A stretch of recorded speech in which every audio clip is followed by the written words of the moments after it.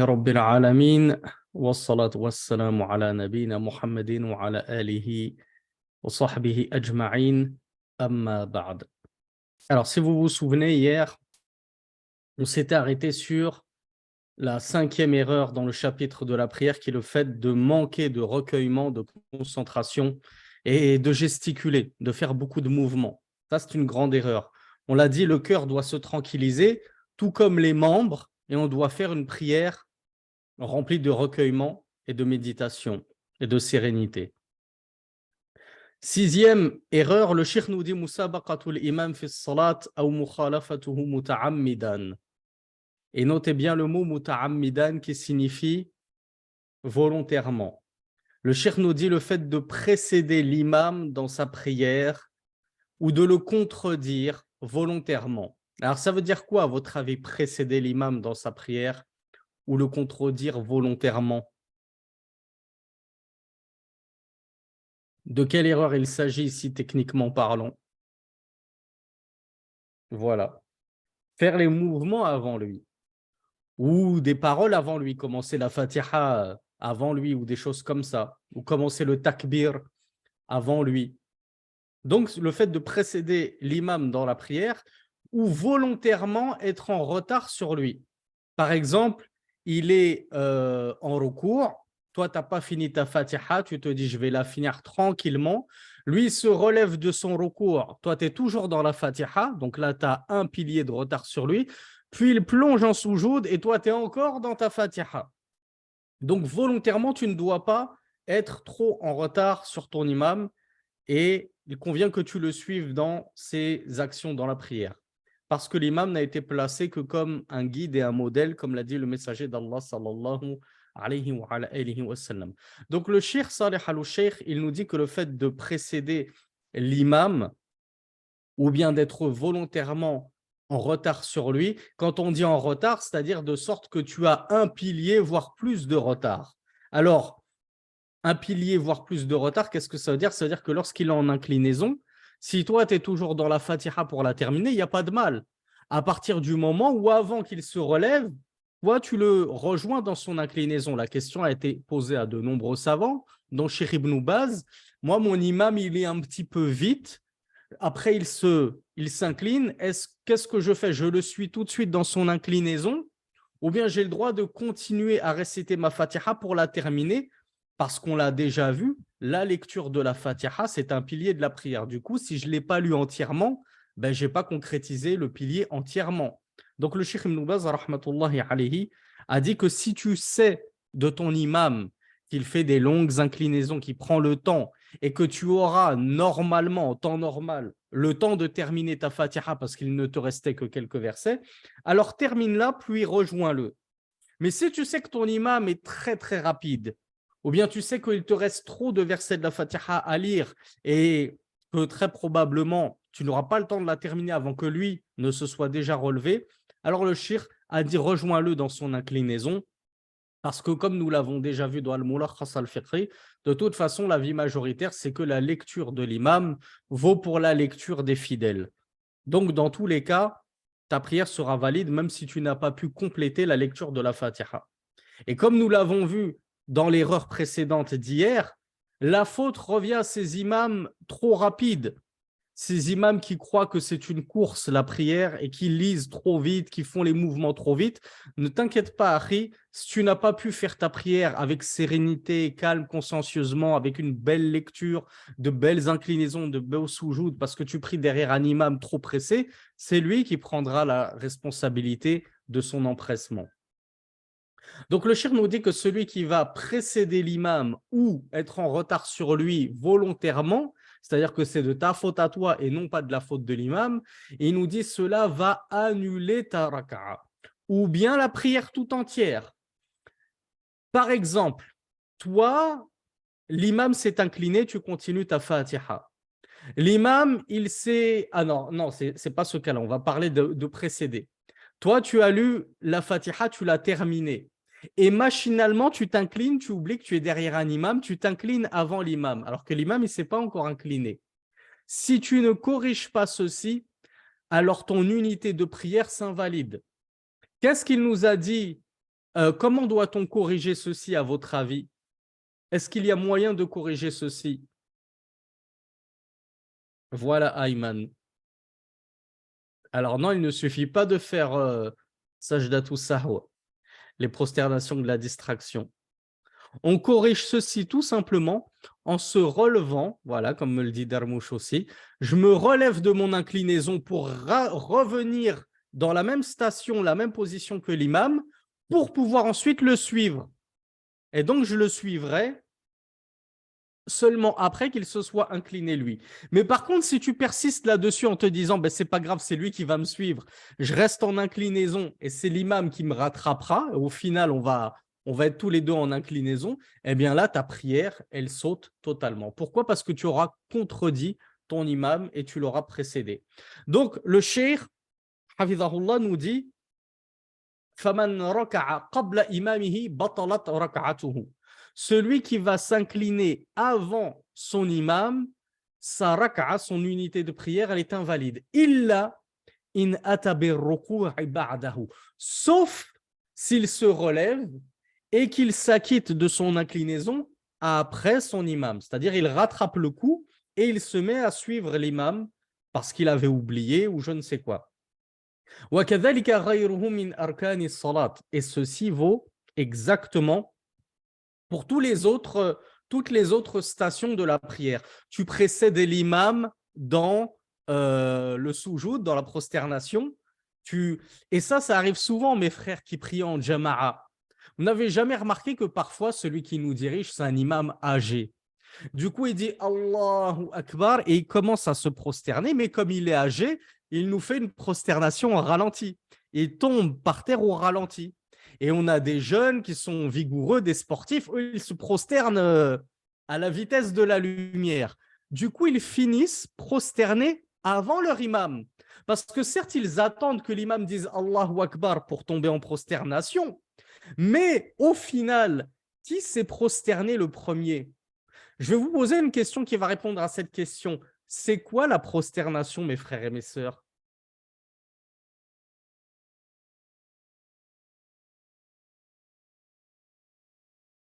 Voilà, Bilal Kawas qui est le premier à m'avoir donné la bonne réponse.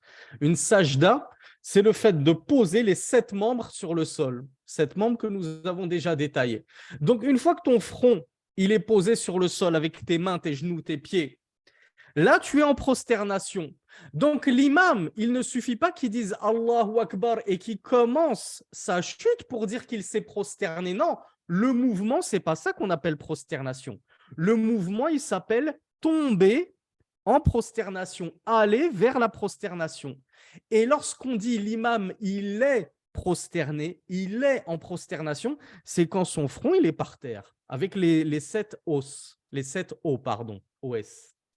Donc, si toi, tu suis l'imam après qu'il ait dit Allahu Akbar, certes, toi, tu dis Allahu Akbar après l'imam. Tu commences ta descente en prosternation après que lui, il l'ait descendu.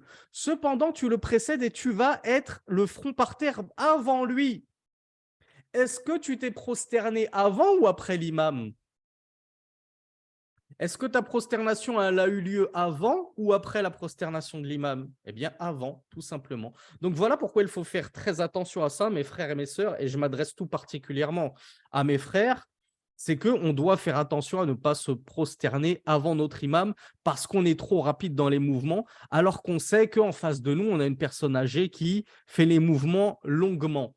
Est-ce que vous connaissez quelle était la sunna des compagnons là-dessus? Qu'est-ce qu'il a été rapporté des compagnons là-dessus? Il y a un propos sans équivoque à ce sujet. Et le hadith, on le trouve dans Umdatul Ahkam pour ceux qui l'ont étudié. Voilà Mahaidou. Mahaidou de Casablanca, il a la bonne réponse. Bravo à Darmouche aussi. Hassan, c'est une réponse très vague et ambiguë et j'aurais aimé plus de détails.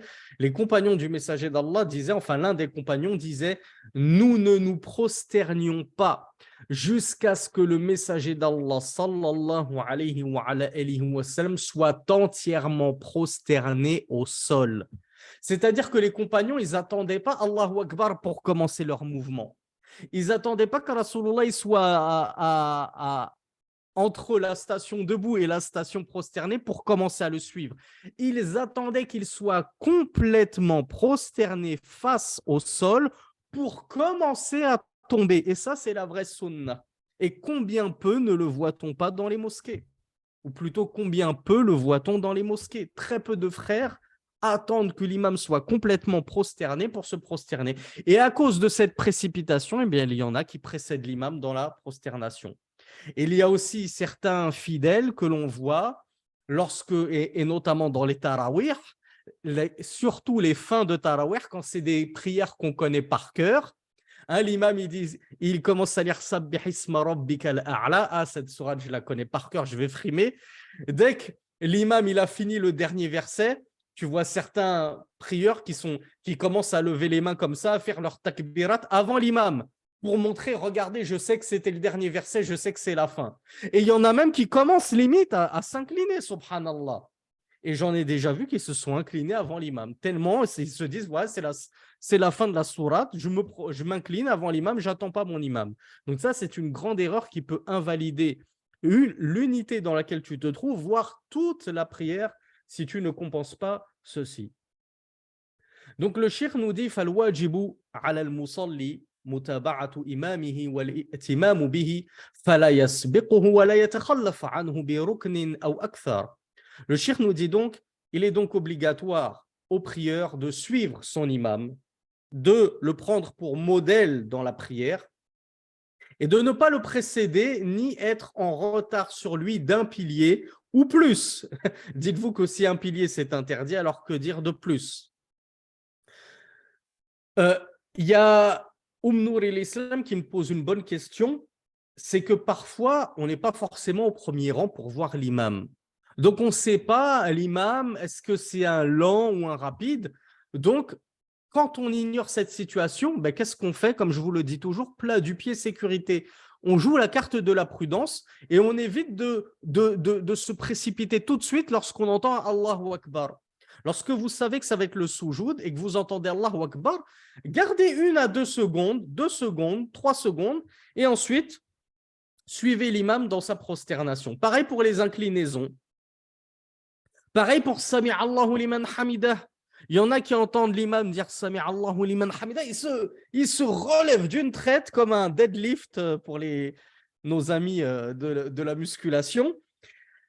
Alors que l'imam, lui, il est âgé, il a besoin d'un certain temps pour se lever complètement. Donc lorsque vous entendez Sami Allahu liman hamidah, restez dans votre position, prenez votre temps et attendez qu'il ait complètement fini de dire hamidah pour vous relever tranquillement vous aussi, pour être sûr de ne pas avoir précédé l'imam, quand bien même vous ne le voyez pas.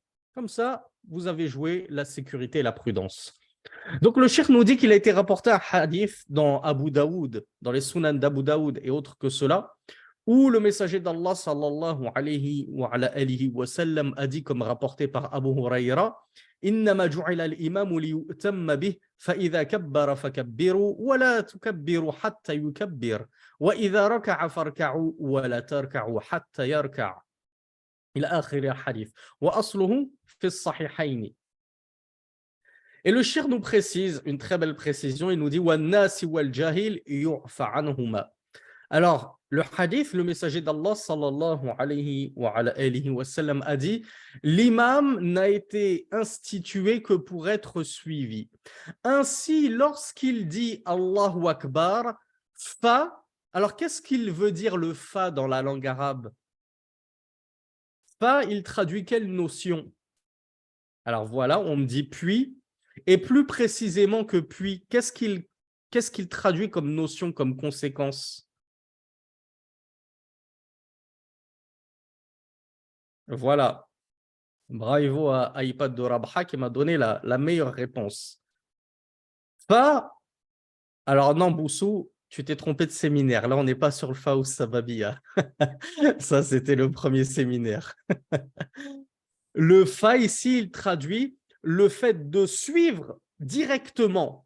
C'est-à-dire qu'il n'y a pas de temps de latence. C'est pas mon père, il est sorti sur le marché, moi je suis mon père sur le marché, je le rejoins dans 30 minutes. Non, le fa, il induit venir directement après, à la suite de, mais avec un court temps de latence. Donc, Rasulullah nous dit, lorsque l'imam fait le takbir, c'est-à-dire alors vous aussi, tout de suite après l'imam, faites le takbir. Fakabbiru. Et il nous dit, mais ne proclamez pas la grandeur d'Allah, ne faites pas le takbir jusqu'à ce qu'il ait fait le takbir. C'est-à-dire, ne le précédez pas l'imam, ne le faites pas avant. Vous devez suivre votre imam, mais pas tellement rapidement que vous le précédez au point que vous terminez votre takbir avant lui ou que vous terminez votre inclinaison ou votre prosternation avant votre imam, comme nous l'avons vu. Et lorsqu'il s'incline, alors inclinez-vous, c'est-à-dire immédiatement après. Et ne vous inclinez pas jusqu'à ce qu'il se soit incliné. Et le cheikh nous dit, le cheikh nous donne le jugement de celui qui a oublié ou qui est ignorant. Alors prends l'exemple, Akhi, que je t'ai donné, sur moi j'étais distrait dans ma prière. Et j'ai oublié et j'ai précédé mon imam dans son inclinaison ou sa prosternation. Je ne l'ai pas fait volontairement. Souvenez-vous ce qu'il nous a dit le cheikh dans la 6e erreur. Le titre, c'était « Précéder l'imam ou être en retard sur lui volontairement ». Du coup, moi, j'ai précédé mon imam, mais involontairement parce que j'ai oublié. Est-ce que ça annule ma prière? Non, ça n'annule pas ma prière. Qu'est-ce que je fais puisque c'est un oubli? Dès que je m'en rappelle, je corrige ceci tout de suite. Je corrige ceci immédiatement et ça n'annule pas ma prière. Walhamdulillahi Rabbil Alamin. En vertu du hadith que nous avons vu, je crois, hier dans la session questions-réponses, comment je corrige, me demande Boussou, on vient de le dire. Je me remets dans la station dans laquelle est l'imam. Si je m'étais incliné avant l'imam et que l'imam il est toujours debout, je reviens en position debout. Si je m'étais prosterné avant l'imam alors que lui il est toujours debout après son recours et s'est relevé de son recours, je me relève moi aussi et j'attends que l'imam se prosterne pour me reprosterner cette fois-ci. Donc on l'a vu dans le hadith, Allah il a pardonné à la communauté de Muhammad sallallahu alayhi wa sallam les erreurs, c'est-à-dire les oublis, les erreurs et ce dont ils ont été contraints de faire. Ce qu'ils ont été, contraints de faire. Septièmement, et ça c'est une erreur qu'on rencontre beaucoup aussi, mais on ne la rencontre pas au Maroc. Et vous allez me dire pourquoi on ne la rencontre pas au Maroc, généralement. C'est le fait de se lever pour rattraper les unités de prière qu'il nous manque, parce qu'on est arrivé en retard par rapport à l'imam. Du coup, il me reste une ou plusieurs rak'a à rattraper après la prière de l'imam. Donc, je me lève pour rattraper ces rak'a avant le deuxième salam de l'imam. Je vois qu'il y a Boussou qui voit très bien où je veux en venir. Il s'est rattrapé, Boussou. Il s'est rattrapé du Fas Sababia, ainsi que Marseille 13.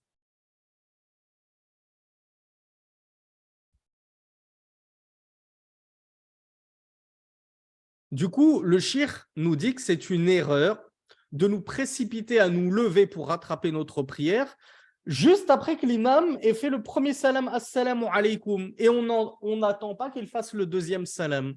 Nous avons vu dans la playlist Al-Mulakhas al-Fiqhi ou plutôt Minhaj al-Muslim, parce que je ne crois pas que le Cheikh Fawzan l'ait abordé, que le deuxième salam, chez la plupart des savants, il est sunna. Mais chez l'imam Ahmed, il est aussi obligatoire que le premier. Du coup, on opte pour la prudence et on ne va pas se mettre à abandonner le suivi de l'imam en plein salam, alors qu'il n'a pas encore fini ce pilier qu'est le salam. Donc, on attend son deuxième salam, il n'y a pas le feu, on n'est pas une seconde près pour nous lever et compléter. Alors, je disais, pourquoi ça n'arrive pas au Maroc? Pourquoi ça n'arrive quasiment pas, ce problème, au Maroc, à votre avis? Parce que les Marocains sont de tradition malikite. Et eux, ils respectent beaucoup le fait de ne faire qu'un seul salam. Pour ceux qui ont eu déjà l'occasion de visiter le Maroc et de prier dans une mosquée marocaine, eh bien, très généralement, en grande majorité, les imams ne font qu'un seul salam. Et ils ne disent même pas Assalamu alaikum wa rahmatullah, ni même et encore moins Assalamu alaikum wa rahmatullahi wa barakatuh. Ils disent juste Assalamu alaikum. Et nous avons étudié les différentes façons de faire le salam dans le séminaire sur la prière auquel je vous renvoie pour plus de détails. Du coup, comme ils ne font qu'un seul salam, la question de l'erreur de se lever avant le deuxième salam ne se pose pas au Maroc. Mais dans d'autres pays où les imams, d'ailleurs les imams marocains lorsqu'ils viennent en France, ou les Marocains lorsqu'ils sont en France ou en Belgique ou ailleurs, bizarrement tout d'un coup ils oublient qu'ils sont malikites et là ils font tous deux salams. Bah, on ne va pas ouvrir le sujet, c'est pas pour parler des Marocains, c'est plutôt pour parler des pseudo-malikites, comme on l'entend toujours, nous on est malikites, alors qu'en fait ils ne connaissent rien, ils ne connaissent pas grand-chose de leur madhab, et qu'en fait, ils piochent dans leur madhab que quand ça les arrange, surtout lorsqu'il s'agit de zakatul fitr, lorsqu'il s'agit de niqab, etc., etc. Là n'est pas l'objet du séminaire. Donc ça, c'était la 7e erreur, le fait de se lever avant le deuxième salam de l'imam. 8e erreur, at-talaffuz bin-niyya 'inda as-salat. Ça, c'est une erreur que nous avons vue la semaine dernière dans les ablutions. Et on la revoit, mais très brièvement, dans la salat, c'est le fait de mentionner l'intention à voix haute. Alors moi, alhamdoulilah, je ne l'ai jamais vu. Mais Cheikh Ibn Uthaymin l'a déjà vu, Cheikh Al-Albani l'a déjà vu, et probablement que Cheikh Salih Al-Sheikh l'a vu aussi. Enfin, quand je dis vu, ils l'ont surtout entendu. À Marseille 13 qui l'a vu aussi. Foued qui l'a vu aussi. Ah ben, Naïm aussi, vous êtes nombreux. Boussou aussi. Adil aussi. Il y a... Bon, alors là, en gros, vous l'avez tous vu à part moi. Vous avez tous déjà assisté à ça à part moi. Le fait que quelqu'un mentionne oralement, à voix haute ou basse, son intention de prier. Oh Allah, je mets l'intention de prier la prière du Dhuhr derrière l'imam, 4 raka'a, en ada, c'est-à-dire je prie dans le waqt, je prie dans le temps, ce n'est pas un rattrapage de ma prière, etc. Bien, le cheikh nous dit que ceci est une bid'a. Ceci est une innovation. De la même façon que nous avons vu que mentionner l'intention dans les ablutions était une bid'a, une innovation, eh bien, ça allait tout autant, une bid'a, c'est tout autant une innovation dans la prière. Le cheikh nous dit que le prophète sallallahu alayhi wa sallam n'a jamais évoqué à voix haute l'intention de la prière.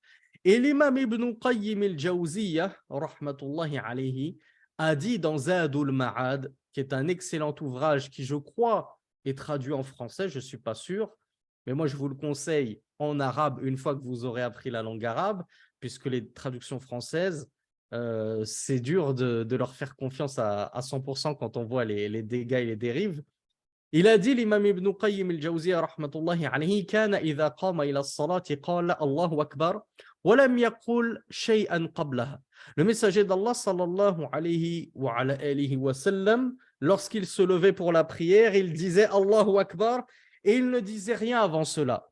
Donc on en comprend que le messager d'Allah sallallahu alayhi wa sallam, lorsqu'il débutait sa prière, il ne la débutait pas en mentionnant l'intention. Il l'a débuté avec at-takbir, takbiratul ihram. Donc il ne disait rien avant Allahu Akbar.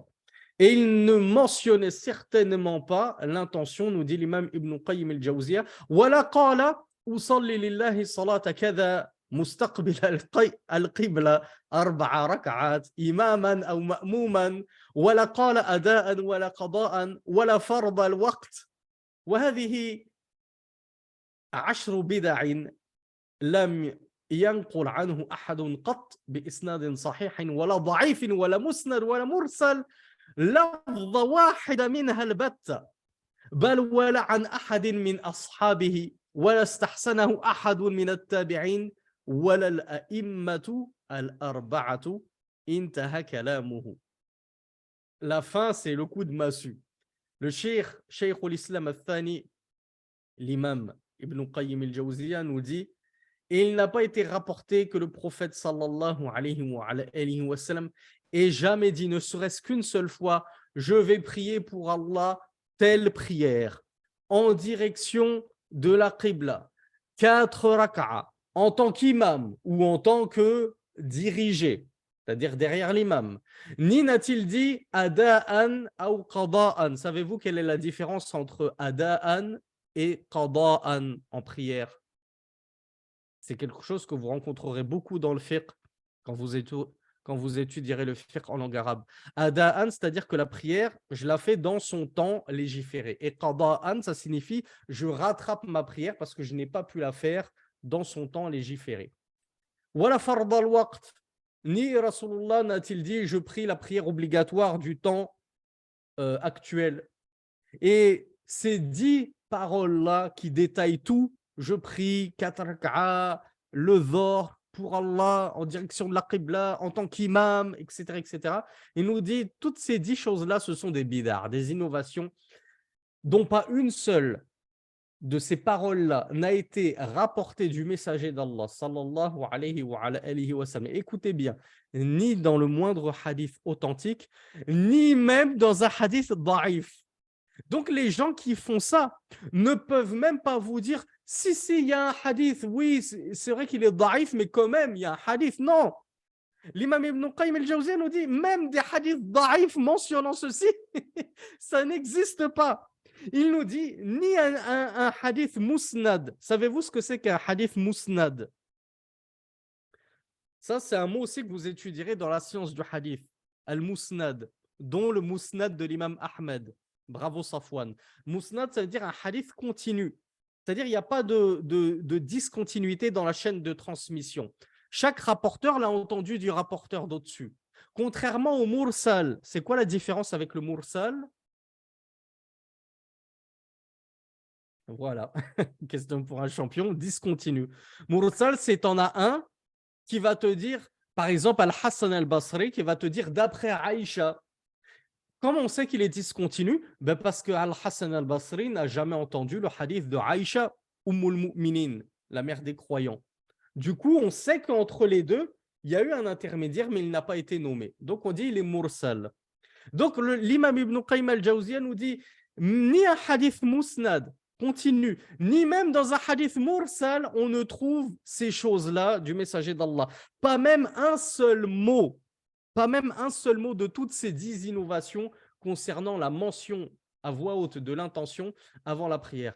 Et il va plus loin, il nous dit, ni même ceci n'a été rapporté du moindre compagnon du messager d'Allah sallallahu alayhi wa sallam, ni même de leurs successeurs, les tabi'in, ni même des 4 imams. Donc là, en fait, Ibn Qayyim, rahmatullahi alayhi, il a fermé la porte à l'innovation. Plus personne ne peut dire oui, c'est vrai, je le confesse, Rasulullah, ça n'a pas été rapporté, sallallahu alayhi wa sallam, de lui, mais ça a été rapporté de certains de ses compagnons, ou ça a été rapporté de certains tabi'i, ou ça a été rapporté de l'imam Abu Hanifa. Non, non, non.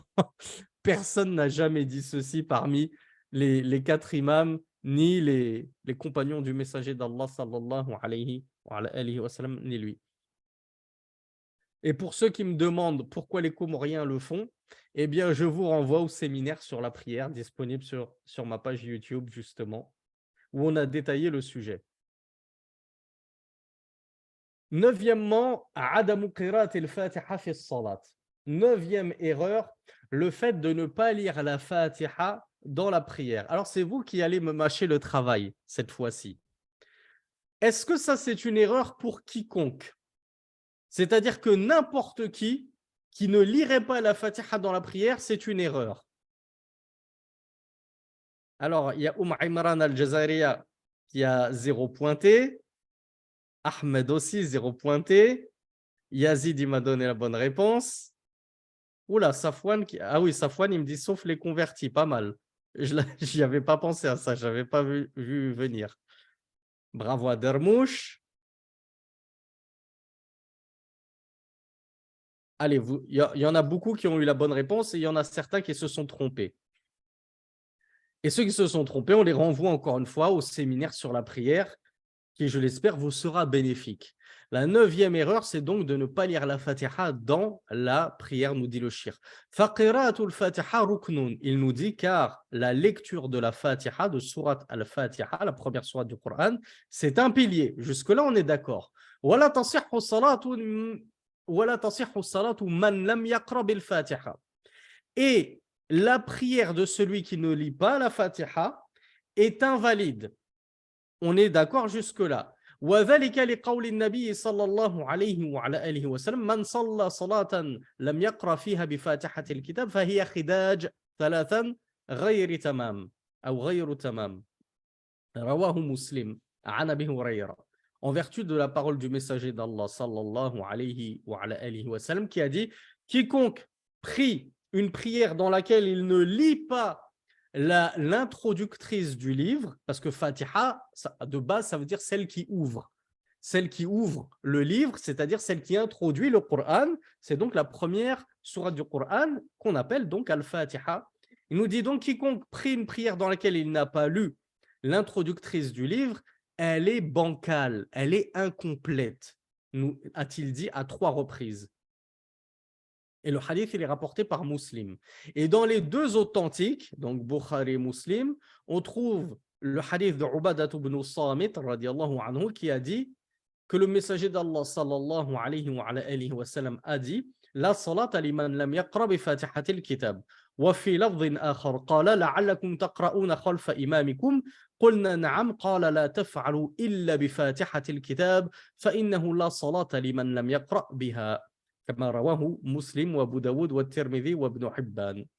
Le messager d'Allah a donc dit dans les deux authentiques point de prière pour celui qui n'a pas lu l'introductrice du livre, c'est-à-dire la Fatiha. C'est-à-dire que si tu ne la lis pas volontairement, ta prière est nulle. Là, on parle de généralité. On va rentrer dans les détails, Inch'Allah. Ensuite, dans une autre version de ce hadith, il a dit peut-être que vous lisez derrière votre imam.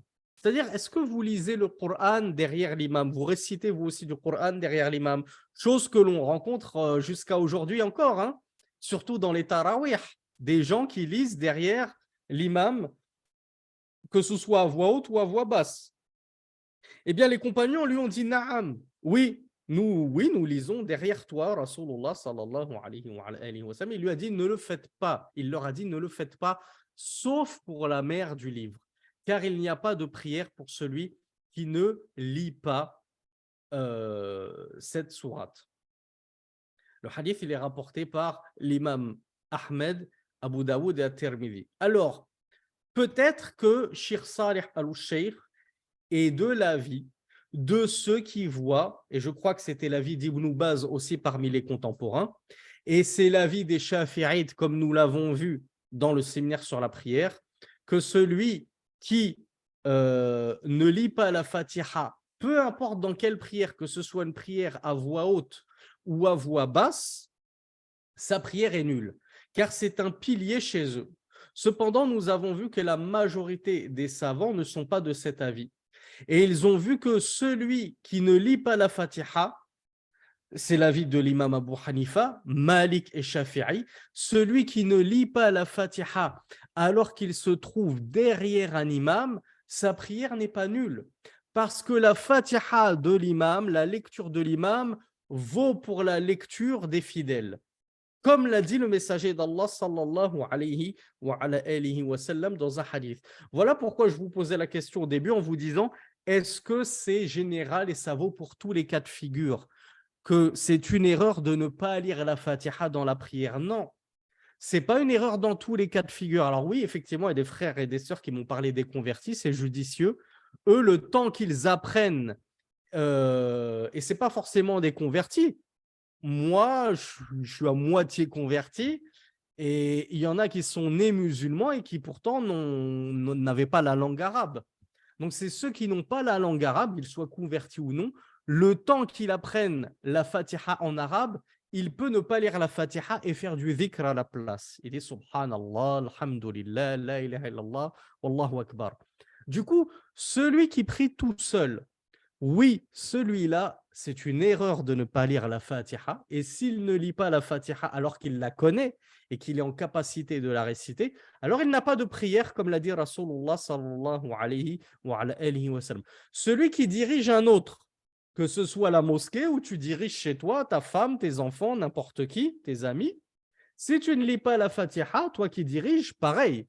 Ta prière, elle est khidaj, comme l'a dit Rasulullah sallallahu alayhi wa sallam, elle est incomplète, c'est-à-dire qu'elle est nulle. Ton unité de prière dans laquelle tu n'as pas lu la Fatiha, elle était nulle.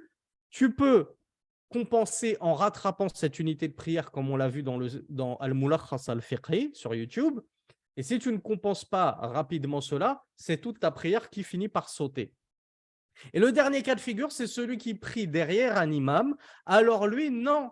Lui, s'il ne lit pas la Fatiha, selon la majorité des savants, sa prière n'est pas invalide, elle n'est pas incomplète, car la lecture de l'imam vaut pour sa lecture à lui. Alors oui, on l'a vu, il y a une minorité de savants qui voient que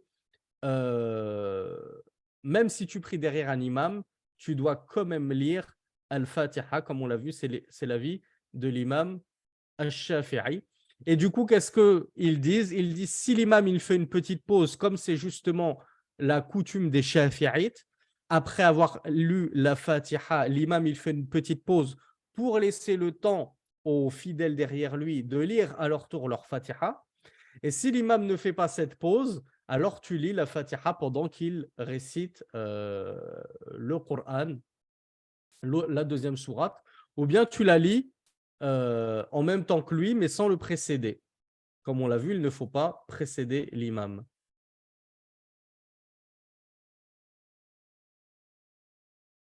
Dixième erreur.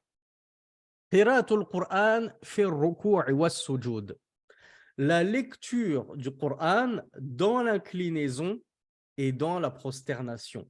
Le cheikh nous dit ceci a été interdit comme rapporté par Ibn Abbas radiyallahu anhuma du prophète sallallahu alayhi wa sallam qui a dit ala wa inni nuhitu an aqra al-Qur'an raki'an aw sajidan.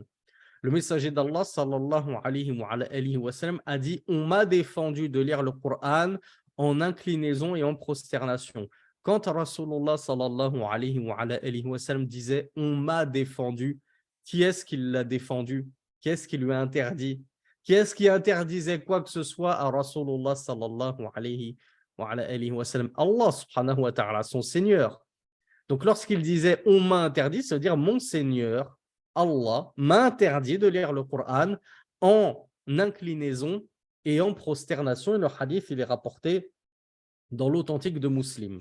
D'après Ali ibn Abi Talib, il a dit, radiyallahu anhu, Nahani Rasulullah sallallahu alayhi wa sallam, an aqra al-Qur'an raki'an aw sajidan. Et le hadith est aussi dans Muslim. Ali radiyallahu anhu a dit que le messager d'Allah sallallahu alayhi wa sallam, il a plutôt dit Ali radiyallahu anhu, le messager d'Allah sallallahu alayhi wa sallam m'a défendu de lire le Coran en inclinaison et en prosternation. Donc l'inclinaison et la prosternation, l'inclinaison tout particulièrement, elle est dédiée à l'évocation d'Allah subhanahu wa ta'ala, et la prosternation, elle est aussi dédiée à l'évocation d'Allah subhanahu wa ta'ala et éventuellement aux invocations, mais pas à la récitation. Maintenant, si tu lis des douas qui se trouvent dans le Coran, Rabbana la tu'akhidhna, des choses comme ça, des douas qui sont issus du Coran, tu ne les lis pas avec la niya de la récitation du Coran ici. Tu les lis avec la niya, l'intention que ce sont des invocations. Donc là, il n'y a pas de mal.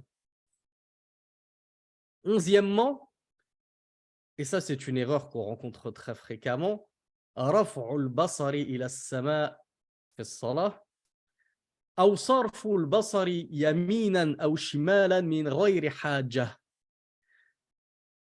Le cheikh nous dit lever le regard au ciel dans la prière et détourner le regard à droite et à gauche sans besoin. Min ghayri hajah, ça veut dire sans besoin. On comprend qu'avec besoin, ça n'a pas le même jugement. Sinon, le cheikh ne l'aurait pas précédé, ne l'aurait pas précisé. Comme je vous le dis toujours, les paroles des savants, elles sont pointues, elles sont précises. Il n'y a pas de mot qui est placé là au hasard. Il faut savoir lire entre les lignes. Il faut savoir lire les non-dits, ce qui n'est pas dit. Donc, levez le regard au ciel. Le messager d'Allah sallallahu alayhi wa sallam a dit très clairement dans le hadith de Jabir ibn Samura radiyallahu anhu que le messager d'Allah sallallahu alayhi wa sallam a dit la yantahiyanna aqwamun yarfa'un absarahum ila as-sama' fi as-salah aw la yarji'u aw la tarji'u ilayhim. Dans ce hadith rapporté par Muslim, il a dit que cessent certains de lever leur regard vers le ciel en prière sous peine que leur regard ne leur revienne pas. C'est-à-dire qu'ils risquent de devenir aveugles par châtiment d'Allah et punition d'Allah subhanahu wa ta'ala de regarder comme ça au ciel durant leur prière. Ton regard, il doit être fixé où dans la prière? Quand je dis il doit, c'est de façon surérogatoire et méritoire. Ce n'est pas non plus une obligation qui annule la prière. Voilà, on l'a vu dans le séminaire précédent, on regarde l'emplacement du soujoud, l'emplacement de la prosternation. Là où mon front va tomber par terre, c'est là qu'il est sunna, qu'il est méritoire de regarder. Si tu veux regarder devant toi, il n'y a pas de mal. Mais il est préférable de regarder exactement là où tu vas te prosterner. Par contre, regarder en l'air, ça c'est détestable et ça a été interdit formellement par Rasulullah sallallahu alayhi wa sallam dans l'authentique de Muslim et ça fait peur. Ça fait peur quand on voit que Rasulullah sallallahu alayhi wa sallam a menacé ceux qui faisaient ça que Allah ne leur rende pas leur regard, subhanallah. Donc ça c'est pour lever la tête au ciel. Ensuite, les petits mouvements furtifs qu'on fait à droite et à gauche comme ça vous rappelle quoi? Alors déjà, il y a Marseille 13 qui nous dit que c'est le shaitan qui nous vole une partie de la prière, c'est très juste, comme l'a dit Rasulullah sallallahu alayhi wa sallam. Alors il y a Safia qui me dit que ça enlève la concentration, effectivement. Boussou qui nous parle du pilier de la sérénité, c'est juste. Mariam aussi qui nous parle de la déconcentration. Il y a Imran al-Jazairiya qui s'est trompé d'animal. Elle s'est trompée d'animal et d'erreur là. Elle m'a parlé de l'oiseau qui picore. En l'occurrence, c'est le coq qui picore. Et là, c'est pas, on va le voir, Inch'Allah, dans une erreur suivante. Mais c'est pas cet animal-là qui est voulu ici. De quel animal il est voulu ici? Voilà, il y a Samia qui m'a donné la bonne réponse. Safia aussi, M5, Boussou. Alors, Foued qui me dit le hibou.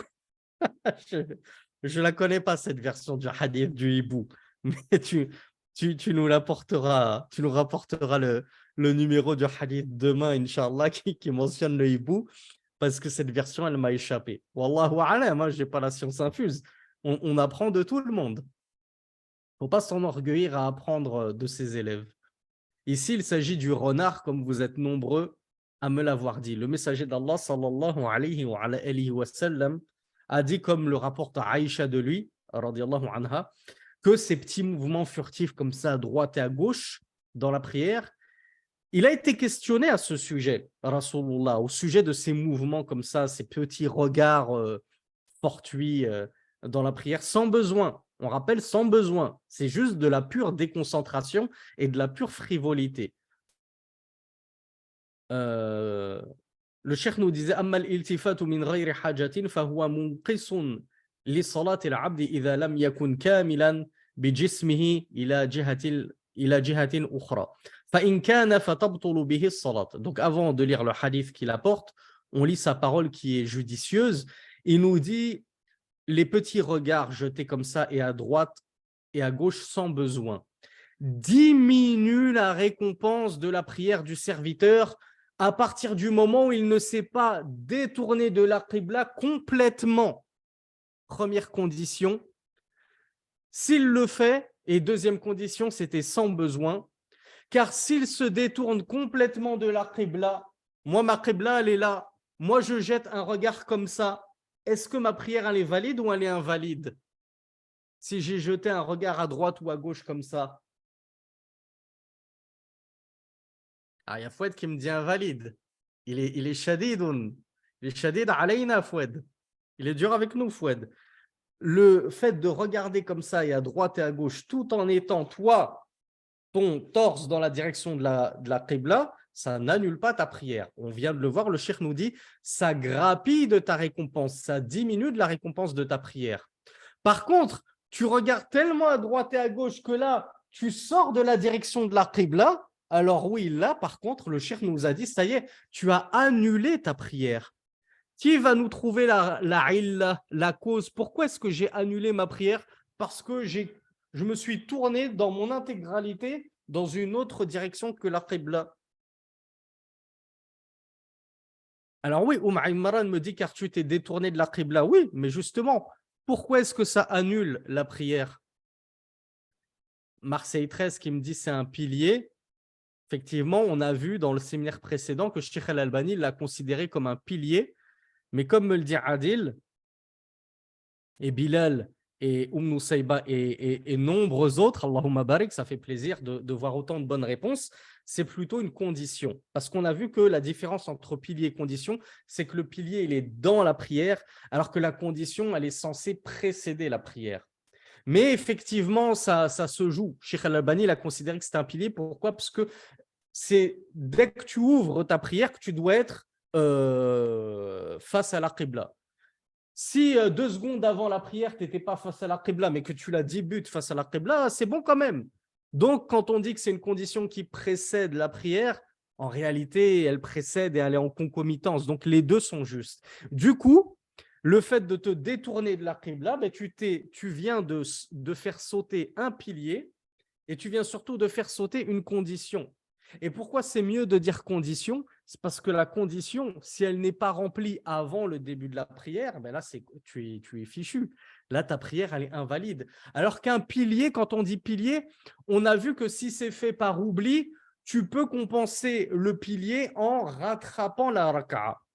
Du coup, il faudrait que tu rattrapes cette raka'a du tout début, quoi. Si en pleine quatrième raka'a, tu à la fin de ta prière, tu t'es détourné de la qibla, on ne peut pas dire que tu vas rattraper uniquement la quatrième raka'a. En fait, c'est les 4 raka'a que tu devras rattraper. C'est pour ça que c'est plus juste de dire que c'est une condition parce que on insiste plus sur l'annulation totale de la prière si tu viens à manquer cette raison. Donc ça, c'était pour la première condition, nous dit Shir, c'est le fait que tu te détournes du regard ou de la tête. Mais si tu te détournes du corps, tu sors de la direction de la qibla, alors ça annule ta prière. Ce n'est pas juste que ça diminue la récompense de ta prière. Deuxième condition, on a vu que c'était fait sans besoin. Du coup, la sœur, elle entend son bébé qui commence à hurler.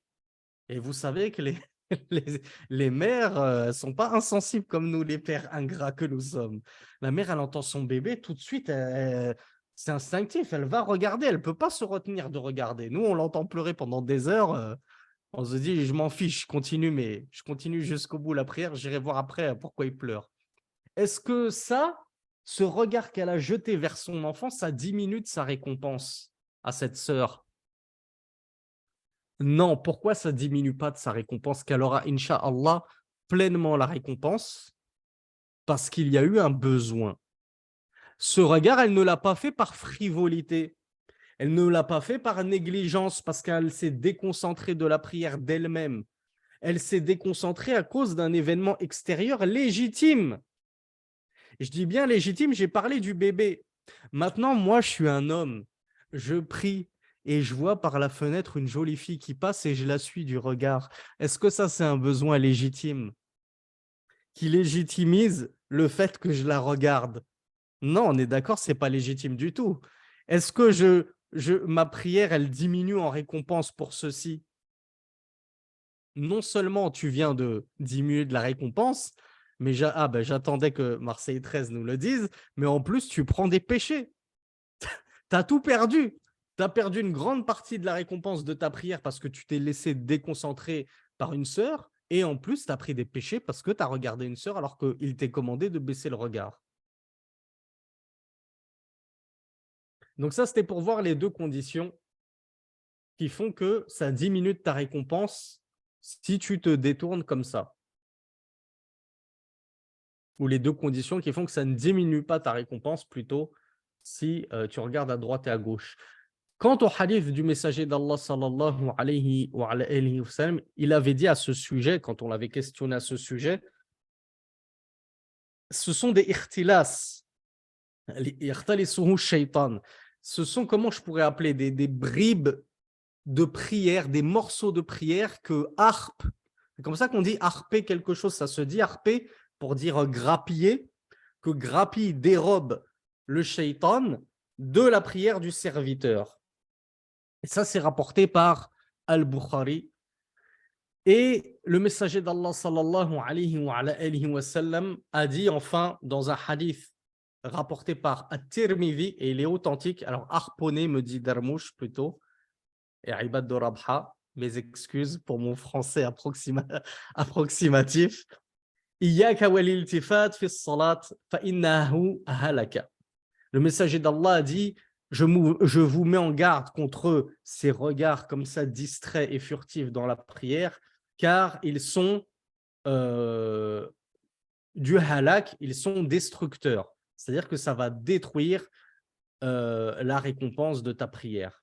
Et plus tu vas te distraire par ces regards, plus ta récompense sera minime, comme nous l'avons vu hier dans le hadith du messager d'Allah sallallahu alayhi wa sallam, qui nous disait que le serviteur prie puis sort de sa prière alors qu'il ne lui sera inscrit de la récompense de sa prière que le 10e, le 9e, le 8e, jusqu'à la moitié de sa prière.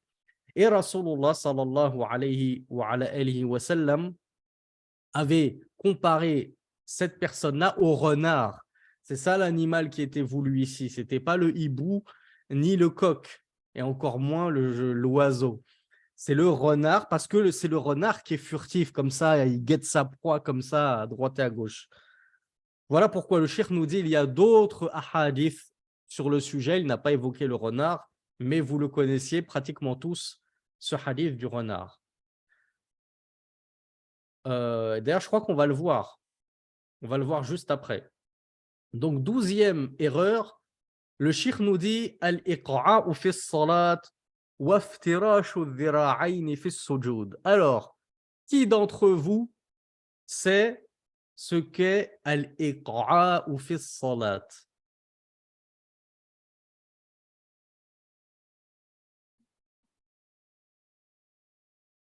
Ce silence me fait peur parce qu'on l'a vu dans le séminaire précédent sur la salat.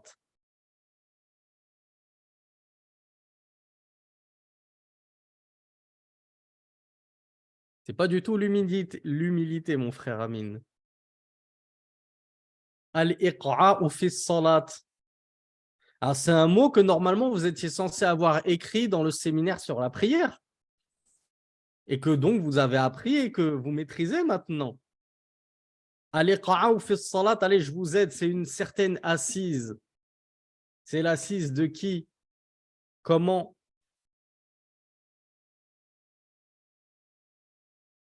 Voilà, Shahinas qui me dit l'assise du chien. C'est ceci. Ayman qui me dit l'assise du diable. Effectivement, on trouve les deux versions, tantôt l'assise du diable, tantôt l'assise du chien.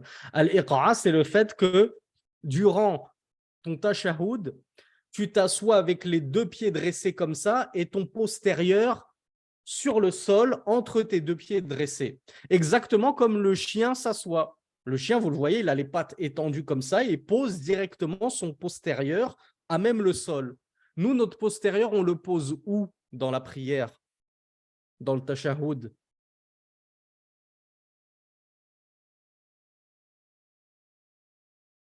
Voilà, sur le pied gauche. On le pose sur le pied gauche dans le premier tashahoud, que le pied, on l'écrase comme ça, on l'aplatit par terre et on pose notre pied dessus. Et dans le dernier tashahoud, on le pose où? Alors ça, c'est les positions sunna. Hein. Celui qui n'arrive pas pour des raisons de souplesse, il n'y a pas de mal. Le dernier tashahoud, on s'assoit sur le flanc, sur la fesse droite, la fesse gauche, pardonnez-moi, et on fait sortir les deux jambes, la jambe gauche sous la jambe droite qui est dressée comme ça.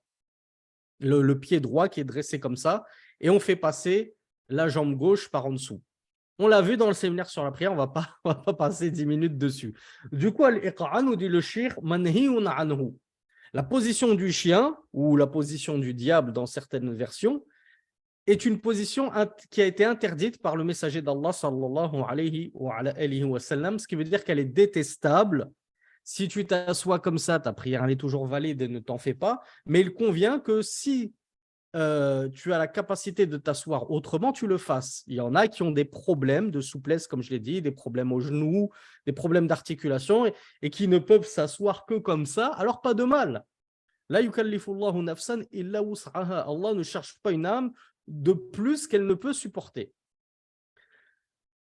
Et qui peut me dire à quel moment cette position du chien, alors al-iqa', on l'a vu, c'est le fait soit de s'asseoir entre les deux pieds dressés comme ça avec l'océan par terre, et ça peut aussi désigner une autre assise. Qui se souvient? Alors il y a Hassan qui a la bonne réponse pour l'endroit. D'abord on parle de cette assise, cette deuxième assise, comment elle est?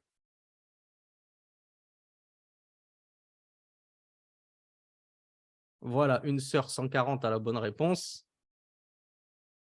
Une sœur 140 me dit sur les deux pieds. C'est-à-dire que là, par contre, je mets mes deux pieds dressés et je pose mon séant, mon postérieur, directement sur les deux pieds. Donc, je ne pose pas mon derrière entre les deux pieds, mais je le pose directement sur les deux pieds, comme vous avez très certainement vu de nombreuses personnes le faire dans la salate, parce que c'est plus facile pour elles. C'est des personnes en surpoids et du coup, elles ont du mal à appliquer la sunna dans l'assise. Du coup, elle s'assoit directement sur les pieds dressés. Eh bien, cette position-ci, elle s'appelle al-iqa'a. Et du coup, elle est interdite aussi dans le tashahhud. Mais il y a un moment où elle n'est pas interdite. Et d'après Sheikh Al-Albani, elle est même sunna de temps en temps. Parce qu'il aurait été rapporté que de temps en temps, Rasulullah sallallahu alayhi wa sallam s'était assis comme ça. Qui se souvient? Il y avait Hassan qui m'avait donné la bonne réponse, je crois. Bravo à Oumar Imran Jazairiya qui s'est rattrapé. Bravo à Ibn Aïpad de Rabha. Est-ce qu'on a une troisième bonne réponse? Qui sait quand est-ce que je peux m'asseoir, que ce n'est pas makrour, ce n'est pas détestable. Et selon Sheikh Al-Albani, c'est même bien de le faire de temps en temps parce que Rasulullah l'avait fait de temps en temps.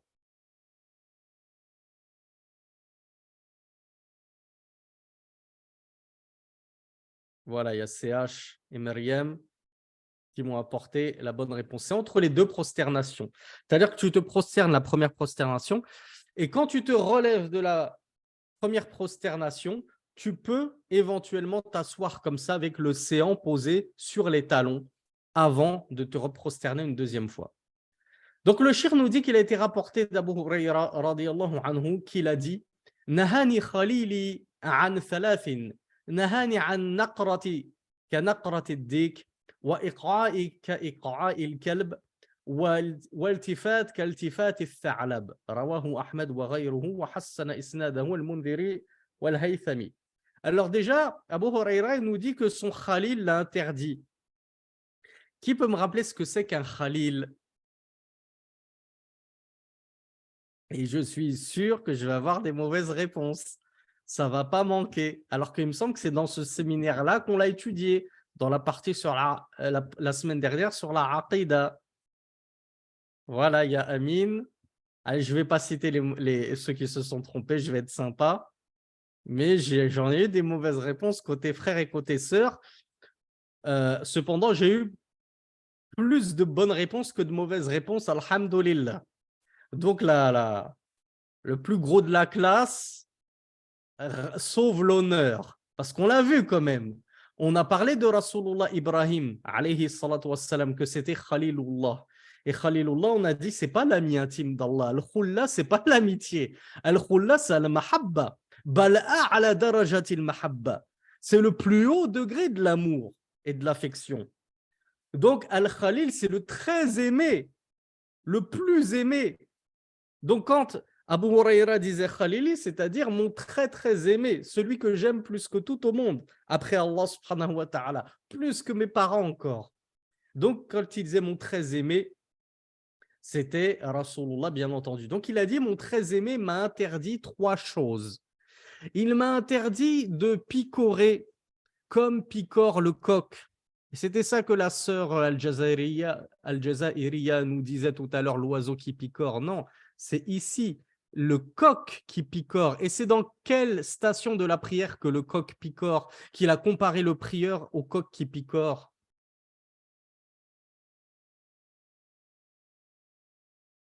Alors, j'ai été étonné de trouver des bonnes réponses parce que je m'étais dit que c'était logique. C'est dans la prosternation. C'est-à-dire que tu te prosternes tellement rapidement qu'on dirait un coq qui picore des graines par terre. Dans l'inclinaison, tu n'as pas la face par terre pour picorer les graines par terre. Donc, malheureusement, on l'a vu, hein, certains imams qui picorent dans leur prière pour aller trop vite, alors que Rasulullah sallallahu alayhi wa sallam nous a défendu ceci.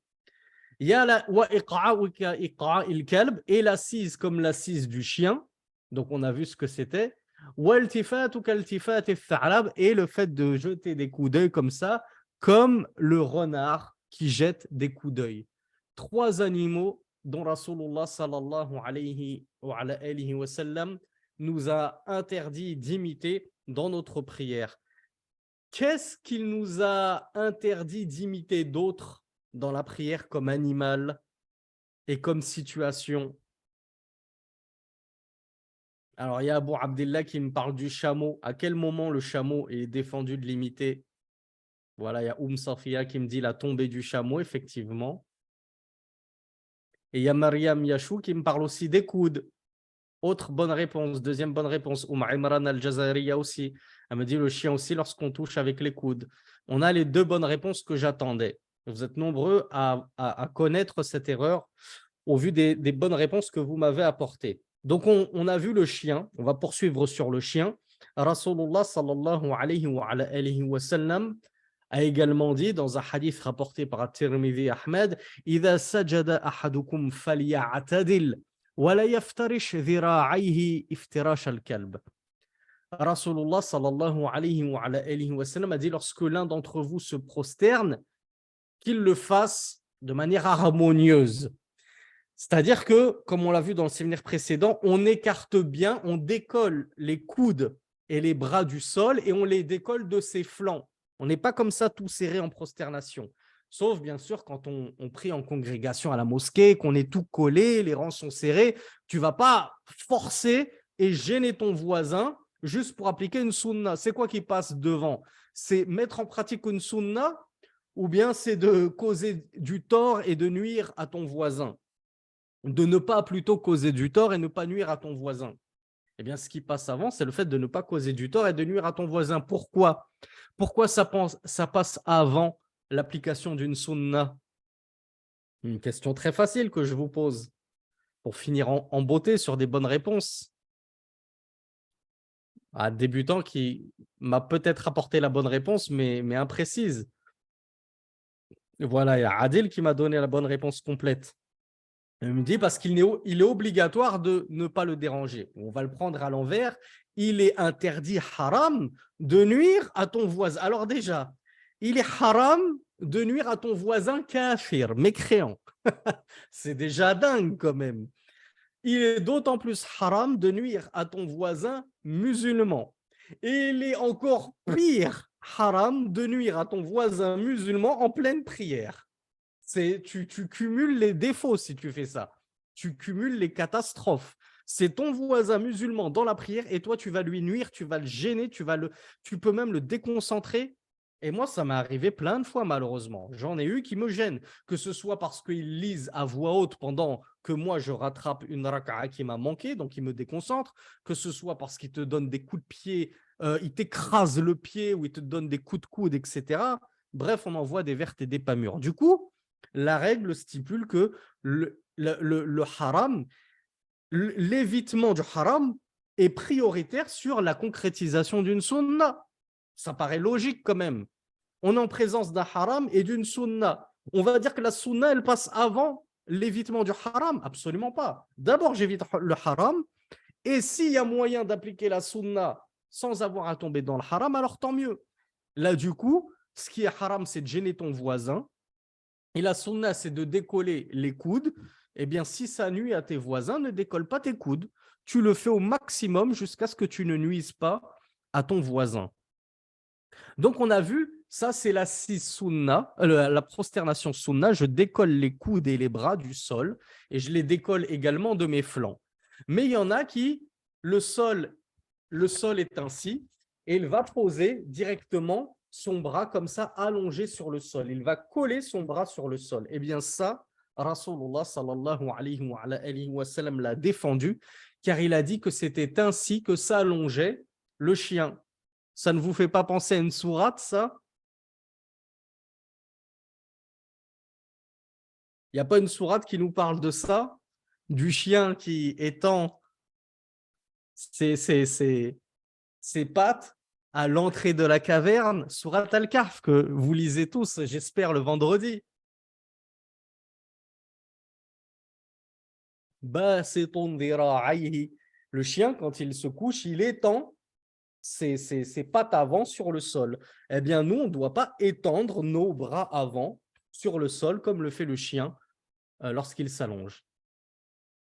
Et le deuxième et dernier animal qu'il convient de ne pas imiter en prière, c'est le chameau lorsqu'il se prosterne. Et là, le sujet est tellement alambiqué que je vous renvoie au séminaire sur la prière où nous avons détaillé ceci, où je vous renvoie à la playlist Minhaj al-Muslim où nous avons aussi détaillé ceci.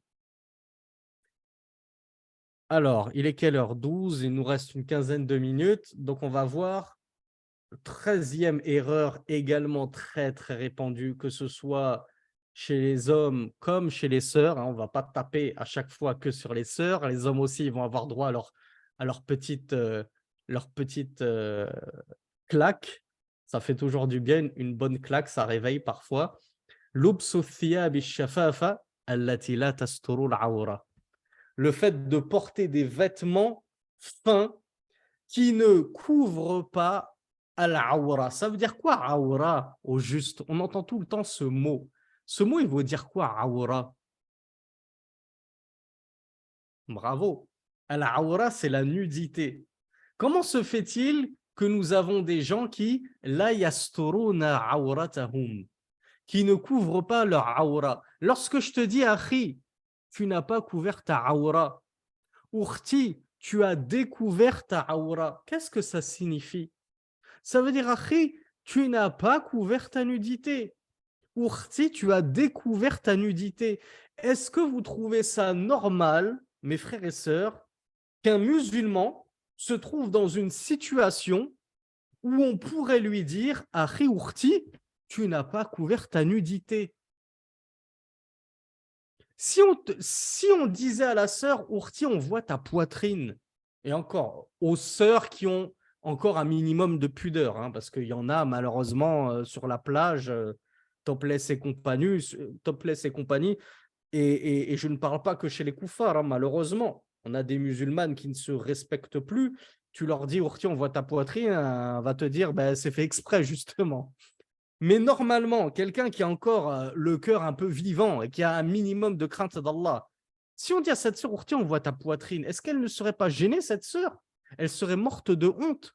Pourquoi est-ce qu'il y a des parties du corps qui font partie de la nudité qu'on a honte d'exposer aux gens et d'autres parties du corps qui font toujours partie de la nudité et bizarrement, on n'a plus honte de les exposer aux gens? Je prends par exemple le bras.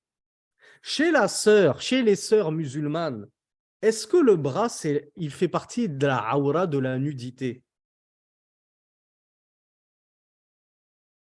Alors vous me dites tous oui, et ça me fait plaisir.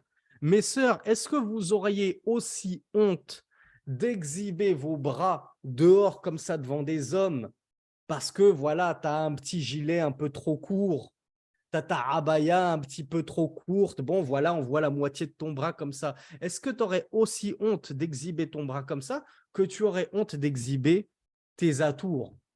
Et je me contente du geste pour rester poli. Il y a de grandes sœurs, il y a de nombre de sœurs qui ne verraient pas le même souci, à se dire bah, ça va, c'est qu'un bras, ça va, j'attrape un paquet de riz à Carrefour, je reste suspendu pendant 30 secondes, tout le monde voit mon bras, bon, ça va, il n'y a pas mort d'homme, c'est qu'un bras. Mais si pendant 30 secondes, on voyait ta poitrine, tu dirais la même chose. Donc ça, c'est un gros souci. Et c'est pareil pour nos frères. C'est pareil pour nos frères qui jouent au foot en short, on voit la moitié de sa cuisse. Ouais, c'est pas grave, ça va, on voit un petit bout de cuisse. C'est pas comme si on voyait mon postérieur ou mes attributs royaux. Mais pourquoi faire cette distinction? Allah Azza wa Jal, qu'est-ce qu'il nous a demandé dans le Coran? Alors, on va lire le verset. Allah Azza wa Jal nous dit dans la sourate Al-A'raf, verset 31, Ya bani Adam, khudhu zinatakum inda kulli masjid. Ô enfants d'Adam, prenez votre zina dans chaque masjid. Déjà, prenez votre zina. Il est question de quoi ici, zina? Que certains traduisent par parure. Prenez votre parure. De quoi est-ce qu'Allah il veut parler quand il nous dit prenez votre parure? Il signifie prenez vos parures, vos vêtements, c'est-à-dire pour cacher votre nudité. Inda kulli masjid. Ça signifie quoi? Dans chaque mosquée? Non, ce qui signifie, c'est dans chaque lieu de prière.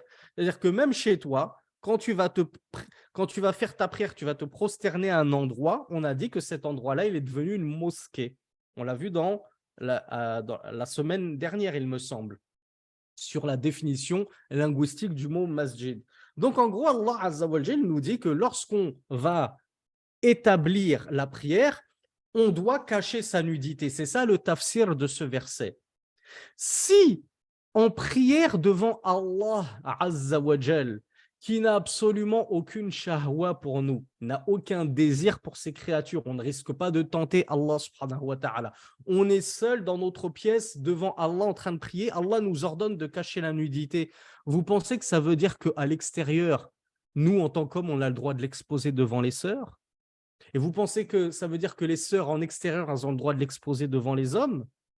Si tu n'as même pas le droit de l'exposer seul chez toi devant Allah subhanahu wa ta'ala, tu vas avoir le droit de l'exposer devant ceux qui, eux, sont remplis de shahwa et de désir pour toi et qui ont le cœur malade et fragile. Une sœur, elle monte juste un orteil à un homme, il y en a qui sont capables de tomber en syncope, mais il y en a qui ne se représentent pas la gravité de la chose. Donc Allah subhanahu wa ta'ala, dans ce verset, est-ce qu'il nous a dit de couvrir une partie de notre nudité ou c'est toute la nudité qu'il convient de couvrir? Est-ce que Rasulullah sallallahu alayhi wa sallam, il a dit ba'dul mar'ati awra ou bien il a dit al mar'atu awra?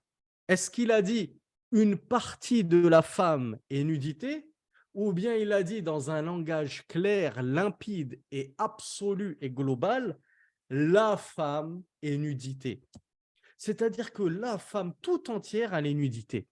Et comme on l'a vu, on ne doit rien voir de la femme lorsqu'elle sort à l'extérieur, ni ses mains, ni son visage, selon l'avis de la majorité des savants, dont le mazhab malikite, dois-je encore le rappeler, lorsqu'elle se trouve au milieu des kuffars. Donc, on le voit, la nudité de la femme, elle est très étendue à l'extérieur. On ne doit absolument rien voir d'elle. Comment se fait-il que la plupart de nos sœurs conçoivent qu'il soit normal, et quand je dis la plupart de nos sœurs, ce n'est pas forcément vous, les sœurs qui êtes là, ce séminaire, qui étudiez votre religion. Je parle des sœurs musulmanes en général, qui n'étudient pas leur religion, justement. Elles ne vont pas concevoir d'exhiber leur poitrine, encore moins leurs deux nudités principales devant et derrière, mais ça ne les dérange pas d'exhiber leurs pieds et de porter des jupes qui découvrent la moitié du mollet. Ça ne les dérange pas d'exhiber la moitié du bras parce qu'on porte des petits gilets trop hauts. Ça ne dérange pas de mettre un voile qui arrive à la moitié du voile, on voit la moitié des cheveux. Il est mal fixé, on voit une partie du cou et du décolleté. Et pareil pour les frères, comme je vous le disais, ça les dérange d'exhiber leur partie intime, mais la moitié de la cuisse, ou bien je vais à la plage, je porte un short qui arrive sous le nombril, du coup j'ai toute la partie entre le nombril et le début du short qui est découverte, qui fait partie pourtant de la nudité. Le frère, ça ne le dérange pas. C'est pas grave, il n'y a pas mort d'homme. Qui t'a dit que c'était pas grave? Quel savant t'a dit que c'était pas grave au juste? Est-ce que c'est toi qui décides, Akhi Ourti, ce qui est grave ou non dans la religion? Est-ce que c'est toi qui décides qu'est-ce qui est nudité grave et qu'est-ce qui est nudité pas grave que tu peux découvrir? Allah Azza wa Jal n'a pas fait de distinction. C'est de la nudité, tu dois la cacher, point. Ourti, tes pieds, c'est une nudité, tes bras, c'est une nudité, tu dois la cacher, point. Je veux dire, il y a pas besoin de polémiquer 50 ans là-dessus, non? Donc, du coup, c'est une énorme erreur que l'on rencontre, certes, dans la prière, parce que c'est ça le pire, c'est que même en prière, on a des lunes qui se dessinent face à nous dans l'inclinaison de la part de certains frères qui, parce qu'ils sont un peu corpulents, il y a le pantalon qui se baisse, le t-shirt qui se lève, et on a une image effroyable en plein prière, ça te déconcentre totalement, mais ça arrive surtout en dehors de la prière, où les gens se disent, bon, pour la mosquée, je vais aller mettre un qamis, et dès que la prière elle est terminée, j'enlève le qamis et je me retrouve en short à la plage, où il y a un tiers de ma aura qui est découvert. Mais chez les sœurs, comme on l'a vu, puisque proportionnellement parlant, la aura de la sœur est bien plus étendue que la aura de l'homme, ben forcément, c'est chez les sœurs qu'on rencontre le plus ces problèmes-là. Il y a beaucoup de sœurs qui le prennent mal, qui disent on est macho, on est misogyne, vous tapez que sur les femmes. C'est juste une cause de proportionnalité. Comme c'est vous qui avez la aura la plus étendue, ben forcément, c'est chez vous qu'on va rencontrer le plus de manquements parce qu'on ne va pas se mentir, il est plus facile pour un homme de se couvrir du nombril au genou plutôt que la femme qui doit se couvrir totalement en intégralité. L'imam Ahmed avait d'ailleurs dit à ce titre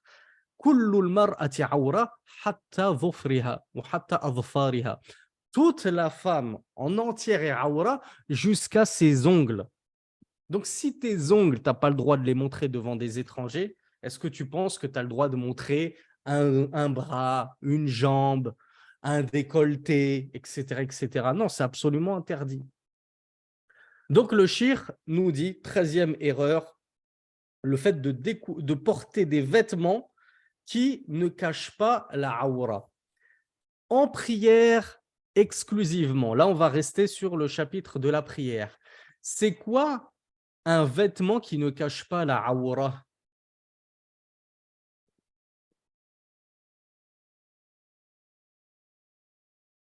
Alors, il y a M5 qui me dit un vêtement moulant. Et ça, c'est une mauvaise réponse. De même que Hakima, qui me dit aussi moulant. Et il y a Marseille 13 qui m'a apporté la bonne réponse. De même que Oumnou Saïba. Et Darmouche, il m'a apporté une mauvaise réponse. En fait, il n'y a que deux réponses à apporter. Soit c'est un vêtement transparent, soit c'est un vêtement moulant. On ne va même pas parler du vêtement qui ne recouvre pas totalement la partie du membre, c'est évident. Une sœur qui prie en jupe plutôt qu'en abaya, la question est vite répondue. Donc en fait, on a le choix entre c'est quoi un moulant, un vêtement shara'i, en plus du fait qu'il recouvre toute la partie à couvrir. Est-ce que un vêtement qui est opaque mais moulant, il a rempli la condition de couvrir la aura? Et est-ce qu'un vêtement qui n'est pas opaque, mais qui couvre toute la partie du corps, il a rempli la condition de la aura?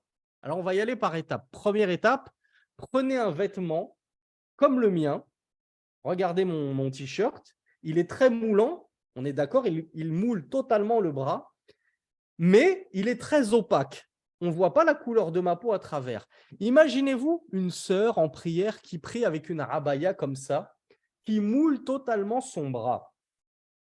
Est-ce qu'elle a couvert sa nudité, shar'an, de manière légiférée?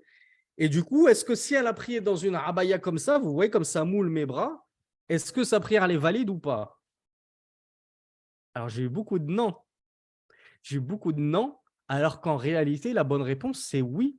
Son vêtement, il a couvert sa nudité et sa prière, elle est valide. Et ça vaut pareil pour les frères. Avant de conclure, deuxième exemple. Moi, je vais prier dans un vêtement qui est large. Le frère est pris dans un pantalon, un sarwal. D'accord? Le sarwal, il est ample.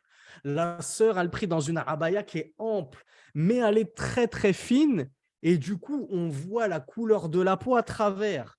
Où le saroual est tellement fin qu'on voit, on voit ta cuisse à travers tellement il est fin. Est-ce que ce vêtement, il a concrétisé les conditions de cacher la aura, alors qu'il couvre tout le membre, hein? Il recouvre tout le membre, mais il est transparent. Il est tellement fin qu'il est transparent. Donc là, vous ne vous êtes pas fait avoir. Vous m'avez quasiment tous dit non. Et effectivement, non, ce vêtement-là n'a pas rempli les conditions. Donc, c'est quoi la règle à retenir comme nous allons le voir? La règle à retenir, c'est que dans la prière, en absence d'étrangers, parce qu'il y a un jugement dans la prière et il y a un jugement en dehors de la prière. Dans la prière, quand je suis en absence de personne, je suis seul devant Allah. Allah, il n'a pas de shahwa pour moi. Si mon vêtement, il recouvre l'intégralité du membre et qu'il recouvre la couleur de ma peau, qu'il masque la couleur de ma peau, quand bien même il est moulant, j'ai concrétisé satrul aura, le fait de cacher ma nudité. Et ma prière, elle est valide. Maintenant, il y a des savants qui estiment qu'il est détestable, et c'est une grande partie des savants qui voient qu'il est toutefois détestable de prier dans des vêtements moulants. On est tout à fait d'accord avec ça. C'est juste qu'il ne faut pas mal comprendre les savants et dire les savants ont dit que c'était détestable, donc ta prière elle est invalide parce que tu n'as pas caché ta nudité. Si, si. À partir du moment où tu as caché la couleur de ta peau, tu as caché ta nudité et ta prière elle est valide. Donc c'est détestable, oui, mais ça n'invalide pas la prière. Par contre, ce vêtement large, ample, qui recouvre tout mon corps, de la tête aux pieds même s'il faut, mais il est transparent. On a dit, lui, il n'a pas rempli les conditions. Pourquoi? Parce qu'il laisse entrevoir la couleur de la peau. Elle est là, la illa. Elle est là la raison principale de cacher ta nudité. Cacher ta nudité, c'est cacher la couleur de la peau. Donc, du coup, si tu as un vêtement très large, on ne voit pas tes formes. Cependant, il est tellement transparent qu'on voit la couleur de ta peau à travers, eh bien, tu n'as pas caché ta nudité et du coup, ta prière, elle est invalide. Voilà pourquoi l'imam Ibn Qudama, grand imam du 6e siècle, qu'est-ce qu'il avait dit? Alors, c'est 5e siècle, hein, je mélange toujours les siècles, est mort dans les années 600, du coup, il a vécu au 5e siècle. Il a écrit quel livre très connu, l'imam Ibn Qudama al-Maqdisi? Je pense que j'espère que certains le connaissent, Ibn Qudama al-Maqdisi, qui est arrivé avant l'imam al-Nawawi.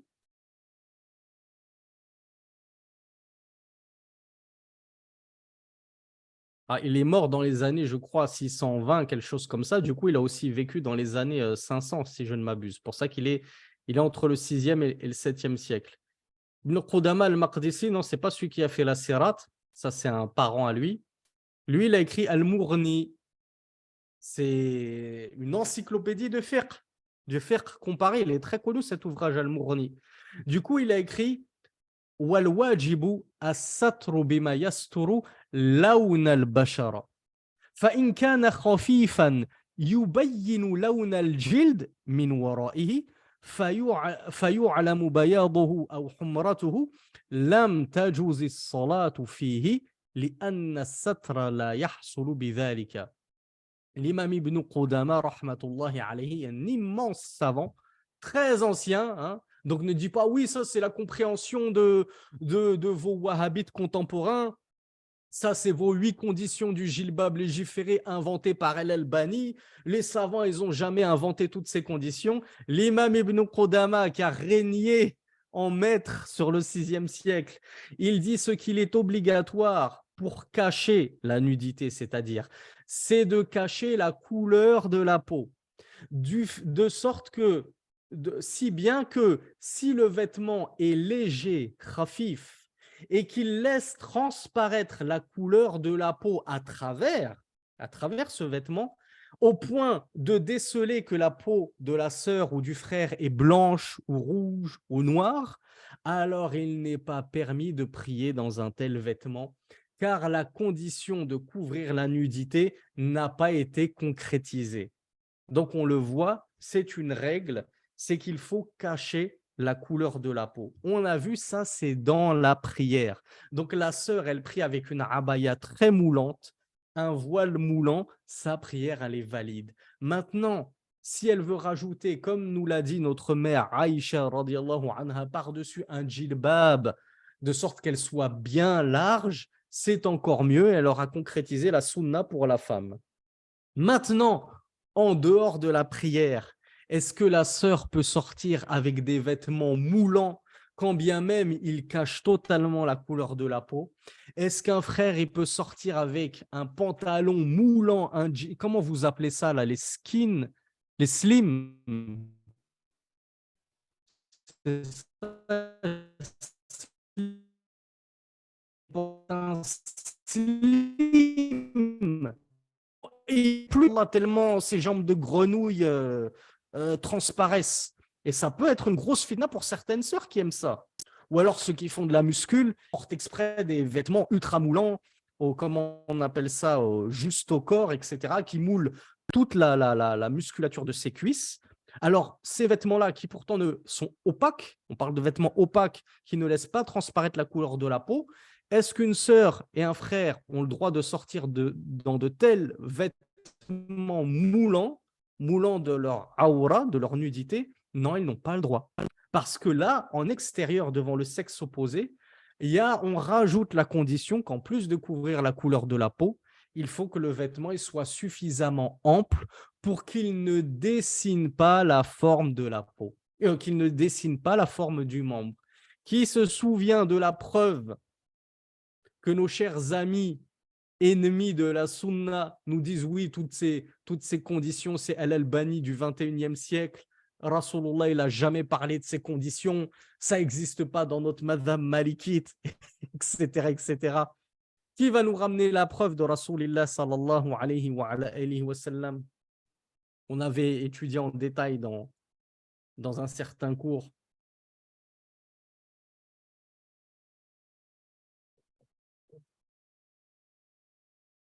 Alors, ce n'est pas ça la preuve. La preuve, c'est que Oussama ibn Zayd, alors il me semble que c'était Oussama ibn Zayd, à qui il avait été offert une qubtiyya. C'était un vêtement, al-qubtiyya, qui est pourtant assez épais. Al-qubtiyya, par nature, c'est un vêtement qui est épais. Et pourtant, et donc du coup, Rasulullah sallallahu alayhi wa sallam, il lui avait offert cette qubtiyya. Et alors voilà, il y a Oumi Ibrahim qui commence à réorganiser ses pinceaux. Rasulullah lui avait offert une qubtiyya, il y a une sœur 140 aussi, qui voilà où je veux en venir, et il l'avait offert pour Zayd, pour Oussama ibn Zayd. Il me semble que c'est lui.